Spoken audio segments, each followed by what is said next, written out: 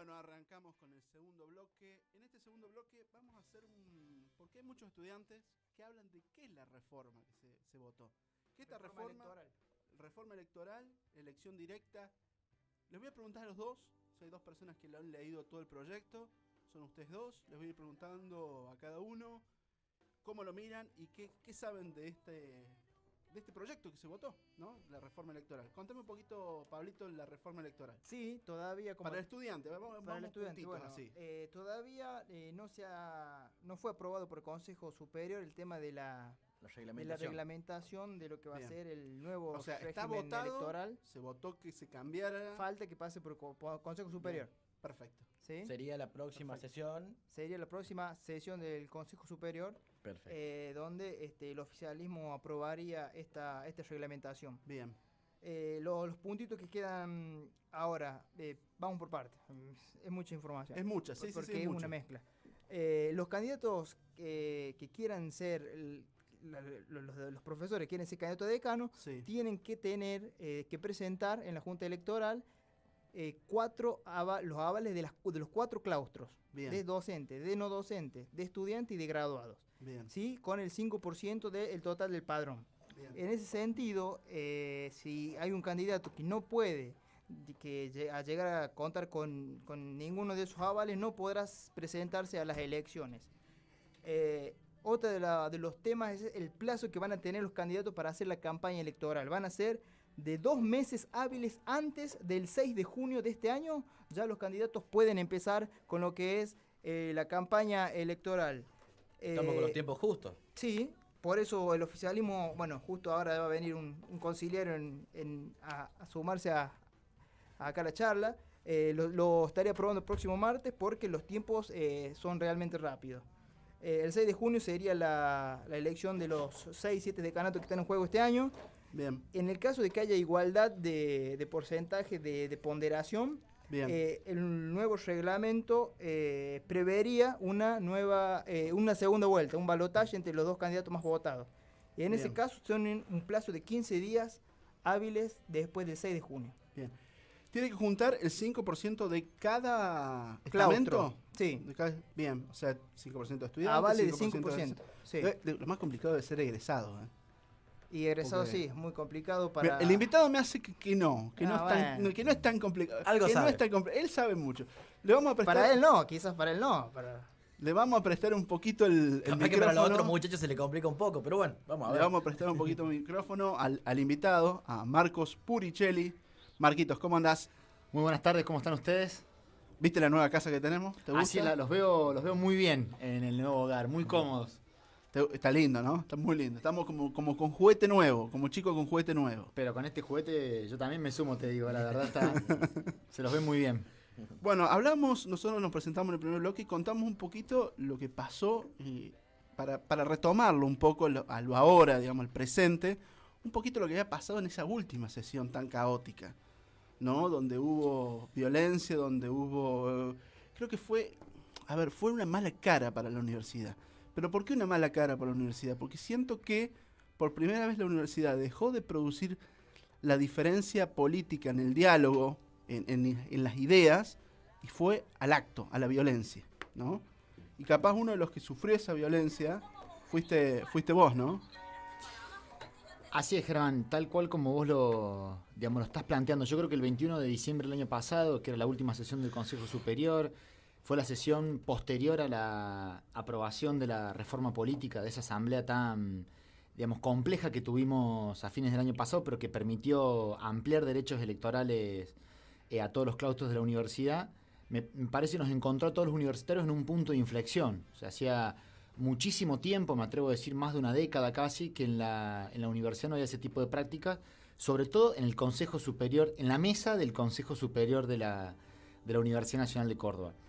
Y digo que fue un punto de inflexión porque ya hoy se nota otro clima a la hora de, debatir, a la lógica, a la hora de ver la lógica de debatir los temas que se presentan. De hecho, llegué tarde a la radio para compartir este momento con ustedes, porque estábamos todavía en comisión de reforma política en el Consejo Superior, que es la comisión que está discutiendo la reglamentación, que con buen criterio recién ustedes estaban comentando algunos detalles que ya están planteados en esa reglamentación, que se aprobará este martes, y estaban todos los sectores políticos de la universidad haciendo sus aportes, discutiendo los artículos, las comas, tratando de plantear este régimen de transición que vamos a tener este año, porque son los primeros 7 decanatos que se van a elegir el 6 de junio de este año, y que bueno, por los propios plazos que nosotros tenemos, hay que cumplir un abultado cronograma electoral que yo no creo no se vislumbran inconvenientes para poder implementar esta reforma política. Te hago una consulta. Yo sentí esta sensación. Yo creo que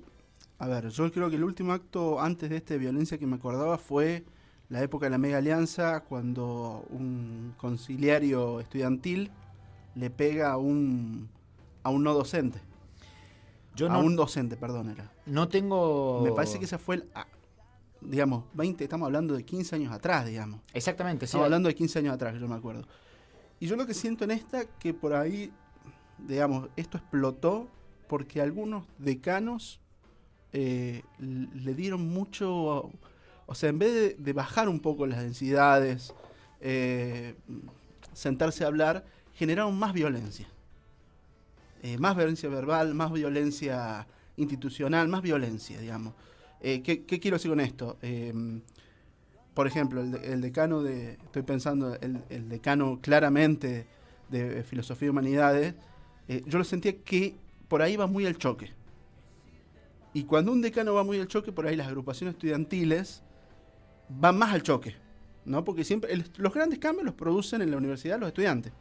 Digamos, es más, la elección directa es un pedido casi del estudiante, más que Sí, fueron los sectores estudiantiles los que más han motorizado. Yo sentí eso. Vos como persona egresada, como parte de esa mesa, ¿sentiste que también vino por ahí eso?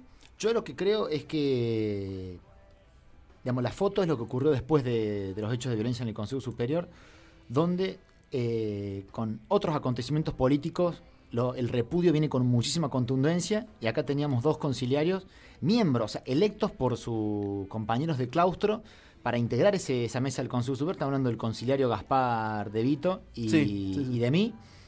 Y bueno, la oposición, excepto contados referentes de la oposición con los dedos de menos de una mano, salieron a repudiar la violencia, incluso ejercida por sus propios compañeros de grupo político.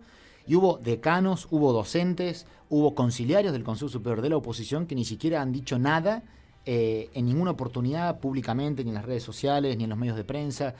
Entonces, es como que se midió, ocurre cuando uno hace un manejo político de la violencia, que la termina midiendo con varas diferentes en función de si le ocurre a un compañero mío o si le ocurre a una persona con la que no comulgo políticamente. En esto, claramente, en la oposición no hubo un repudio, digamos, unánime a la violencia.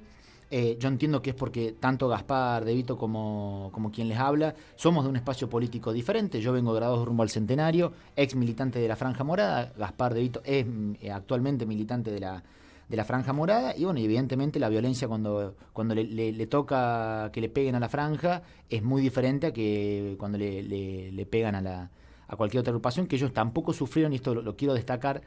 Nadie de la oposición durante todo este proceso sufrió, digamos, ningún tipo de violencia. ¿Por qué? Porque a veces nosotros nos encontramos en las redes sociales con un debate que pareciera que hubo un montón de hechos de violencia en el último tiempo, y la verdad que acá las 2 personas que se comieron algún tipo de golpe en el segundo semestre del año pasado en la universidad fueron 2 conciliarios del oficialismo, no fueron miembros de otros grupos políticos de la universidad. Bien. Yo creo que esto llamó sin duda a una reflexión por parte de cada uno de los miembros de qué actitud estaba teniendo con el debate político de la universidad, y eso le corresponderá al debate, el análisis de cada uno de los conciliarios. Yo hoy lo que veo fue un cambio de actitud en la oposición.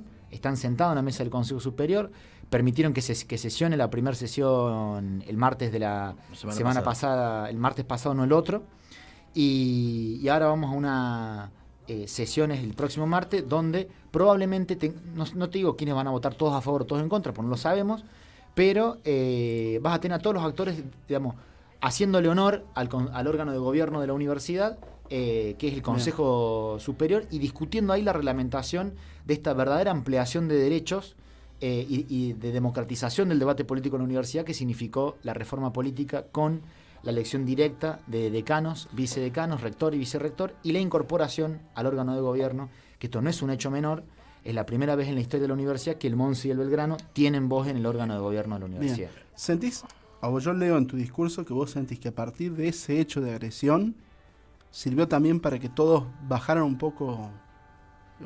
poquito el nivel y pudiera haber un poco de diálogo? Sí, que la oposición bajara el nivel de violencia porque eran los que lo venían cultivando Bien. hasta aquel entonces. Bien. Digamos. Nosotros tuvimos una actitud de honrar, e incluso cuando nos tocó ser oposición durante el rectorado de Tamarit, Sí. nosotros honrábamos los órganos de gobierno, íbamos a participar, perdíamos las votaciones y aceptábamos las reglas de la democracia, y fue desde el comienzo del rectorado de Yuri en el que la oposición, digamos, sobre todo los sectores del kirchnerismo y de la mella más duros de la universidad, que no aceptaban las reglas de juego de la democracia, y noto que pareciera que hay una actitud que empieza a cambiar. Espero que se mantenga, espero que no sea solamente oportunismo político, y que este año nos encuentre honrando a los órganos de gobierno de la universidad y permitiendo que desde ahí surjan las transformaciones políticas que nuestra universidad necesita. Y sobre todo lo digo porque nos encontramos con un rector y con muchos decanos que tienen una vocación de diálogo y de construcción de consensos, creo que como no se vio en la universidad en mucho tiempo.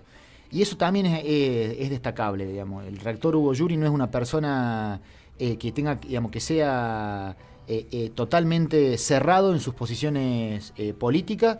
De hecho, por la oficina del rector no se le niega una audiencia a ningún miembro de ningún grupo político de la universidad. El kirchnerismo se ha juntado sucesivas veces. De hecho, él públicamente manifestó un compromiso cuando se empieza, nos empezamos a acercar a la asamblea de reforma política. Es más, te voy a interrumpir. El ex rector Francisco Tamarit está hoy por hoy teniendo un lugar dentro de o sea... Exactamente, bueno, tiene un rol muy importante porque va a ser el presidente de la conferencia de la UNESCO, en el que la Universidad Nacional de Córdoba va a ser un actor protagónico. A propuesta de Hugo Yuri, integra esa comisión, que lo hizo públicamente. Y esto creo que tiene bueno cuando uno habla del rectorado de Hugo Yuri, que sus posiciones políticas las hace públicas. O sea, bien, asumió como rector, en el primer discurso le ofreció a Francisco Tamarit que se hiciera cargo de esta responsabilidad. Él aceptó, el ex rector Tamarit, y la propuesta de consenso que él planteaba para la reforma política la hizo públicamente en la conferencia de prensa donde estaban los 3 canales más vistos de la ciudad y muchas de las radios y los medios de prensa. Bien. O sea, no es que esto ocurrió en una oficina cerradita, entre poca gente. Bien. Podemos ir, te voy a pedir que te quedes 5 minutos más para hablar un poco de la municipalidad. Nosotros vamos a aprovechar a pedirle a Pedro que nos ponga un temita cortito y volvemos. ¿Te parece? ¿Me podés quedarte 5 más? Por favor. Dale. Un gusto.